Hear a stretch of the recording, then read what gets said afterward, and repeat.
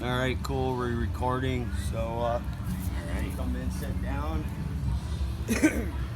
And yeah, you was telling me a story. Well, I guess we probably ought to state your name. And we're talking to these folks right inside that little black guy on the camera. How are you? I'm Zach Bear from Warrensburg, New York. And yeah, so me and my buddy back in, I think it was 2010 or 2011, we're in high school. We just finished wrestling practice, so we went off on a little drive. Turns into this little dirt road, kind of hooks out through the woods by the swamp, comes back out to, the main road again. A little pull off, we pulled in there. And buddy got out to go to the bathroom. This was a little bit after gray, because the light was starting to change, but there wasn't any snow on the ground yet. So he gets out to go to the bathroom. What time was it? Like, what time of the day? Out of wrestling practice, so got out. Like, gotta be getting pretty close to dark then. Yeah, it was close. By the time stay late or late. Yeah, because it was later in the year. By the time we finished practice, got changed, bullshit around for a little bit, and then got up there. It's 10-minute drive, really. Yeah, 10 minutes up. So we started hearing, we all did, it was like hitting the ground really hard. Boom, boom. So we stopped, what was that? So we jumped in the truck, and we were thinking maybe it was a bear at first, and then started seeing,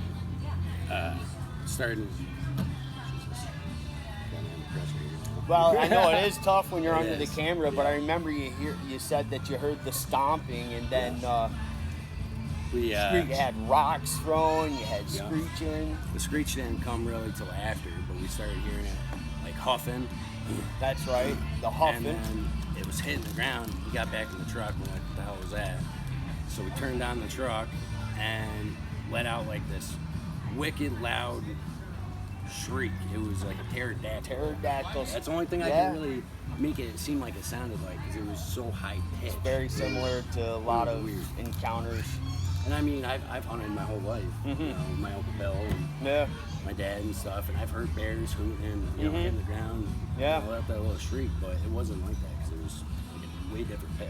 Well, you're coming out of lungs, like a big woofer speaker. I mean, the amplification of the sound that comes out of them when they scream or make any noises is unmistakable. So we turned the truck on, and when that happened, we started seeing there was a couple deer that came hopping across the trail. So it's like on this little bend. So a couple deer hopped I know out, the road, so I'm like trying to get a so there's a couple little pull-off spots where this guy used to have a camper back in there for the kind of set back in. Yeah. But these couple deers and critters started going across the trail, and we're like, what the hell? So we started pulling out and taking off. Then we saw these rocks. That's what was the weirdest part about it. I mean, at that point, it was still, all right, this was a bear or some kind of, it was weird. But then these Bears rocks, don't throw rocks. I could pick them up.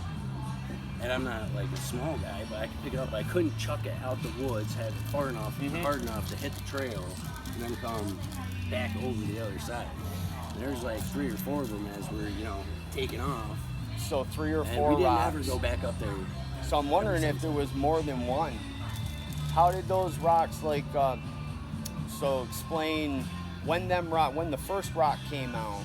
We were like pulling out like this, and it's like a slow gradual bend right there. And it kind of comes up, and then you hit where that pole line kind of area is. Yeah, I know exactly where you're at. Okay. So it was like, as soon as we turned the truck on and started moving, there was one that hit, and we pulled out, and there was another, and then another. It was like 1, 2, 3, and it was like took off. Damn. Yeah. It was weird. Never went back there, and that was like our spot to always go after practice. Well, you never know with Sasquatch, what you could have interrupted, but obviously, the foot stomps and the grunting was its way of letting you know, I'm nervous, I don't want you here, get away. Well, and then weird, it stepped it up with the scream. That side of the land is kind of like locked in, but there's only a couple houses on it. I mean, one guy owns most of the land, and on the other side of the road, that section of land goes pretty far. That does go a long ways, That and that almost goes swamp all the goes way down over to Diamond Point. like over by Lookout Mountain. Because when who was that? Chip. They used to ride 4-wheelers all the time up behind my house, and you'd catch the 3-wheelers. My brother Brad and I, and go riding with them, and somehow they knew how to ride out through all those trails to get to Lookout Mountain. That guy actually died in a 4-wheeler accident, hit a tree head on. They used to go out through there all the time. He was friends with I mean, right there, it's time now. Chip, not Chip Webster. I can't think of that guy's name. They spent a lot of time up there. And when you're going up that Martin Swamp Road, you get up to where the swamp is. You can bear off right, or you can stay on the main road left. Were you guys off to the right, or did you stay left and go up by the house? Up by the houses. Yep. And then we'd always pull up, follow that around, hop back on the main road, and come back down into town to call it a night. But You called it a night after those rocks were going. Yeah, it was scary. Yeah, we were both shaking. Yeah. It's too bad you didn't know something about I won't drive on that Sasquatch. road at night. No. No. Yeah. Well, You'd that's. even been more scared if you knew what it Well, was. you could have gone up and Yeah, down but- tracks, you know. I mean. Yeah.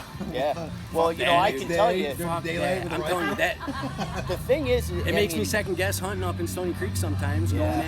Going in really Yeah, late. there's some action going on out in Stony Creek. That street was, There's another it was Bigfoot blood-curdling. group that's checking ask stuff him, he'll out tell up you there. The exact same story. You should too. Just randomly ask him. Now, what was his name? Jeremy Barton. Jeremy Barber. Yeah. Is he related to Dan Barber? Jeremy Barber? I don't think so. His mom's Dana. Oh, all right. Okay. Going I'd all probably the know way him back. if I looked Oh, right yeah, at him. you'd know. I'd know him as soon as I looked at him, Oh, but sure. I'm just sometimes bad with names. Well, man, I really appreciate it. problem. That's a great story to be told, and very authentic. I mean, you knew nothing about Sasquatch back then. You just had the No. experience, Yeah. and those I mean, after that, I experiences started, sound you know, like looking into Sasquatch it a to little me. bit and talking Yeah. about it. And I talked to my Uncle Bill because he thinks Sasquatch is real too. He Yeah. swears that he's had some hunting stories where he's, you know, encountered them, and he's in the woods. He gets laid off over, you know, right around hunting Yeah, season. him and Jeff Him go. and Jeff, I mean, they're all in the they woods do is left and right. hunt every freaking day. Yeah.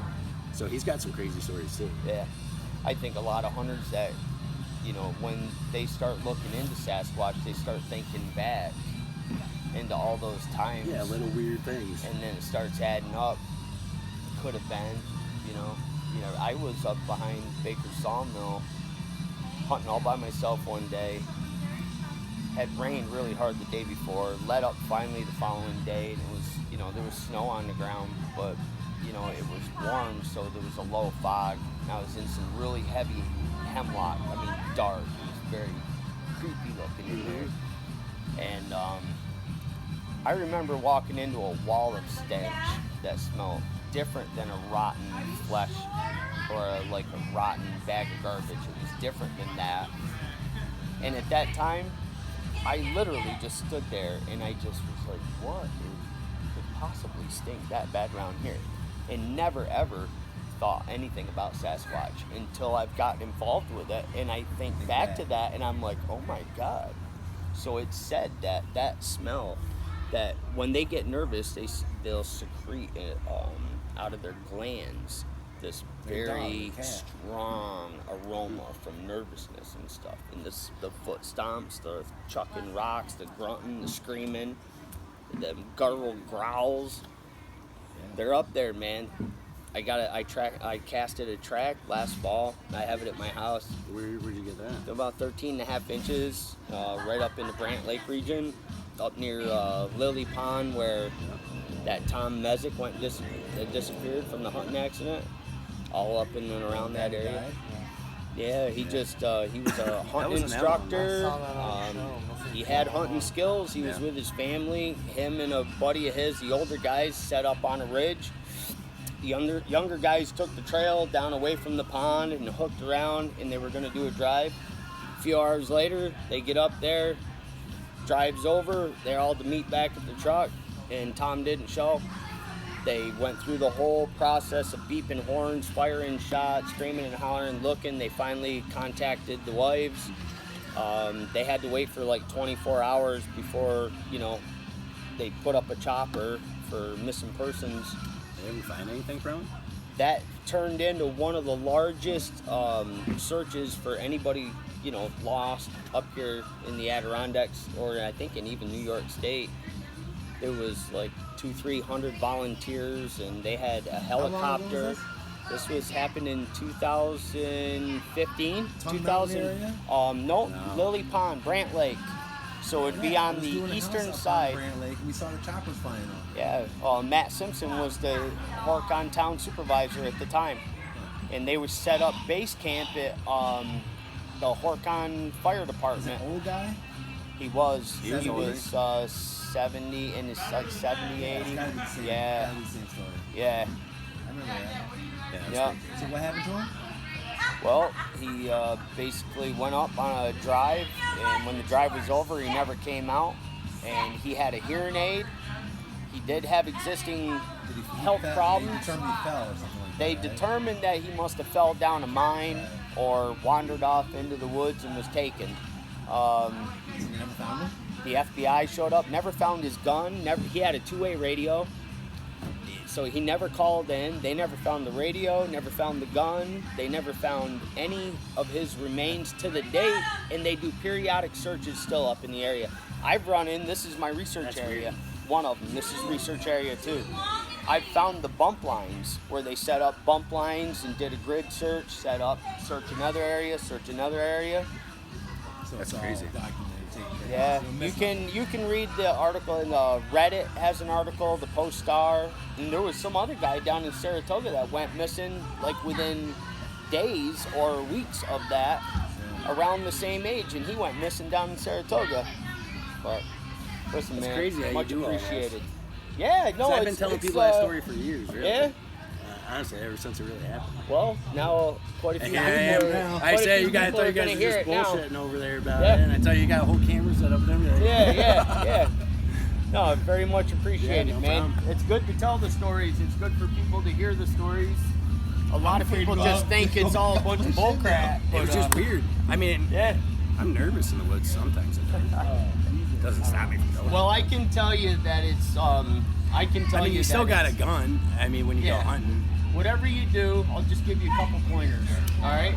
Don't smile at them and show your teeth, because that's a primate behavior. That means I want to fight you. I've seen that about. Don't put your hand on your gun as much as you really want to pull that gun. It's not going to do you much any good unless you hit him right between the eyeballs. They've ran through a full magazine of 30-06 shells and come right on through.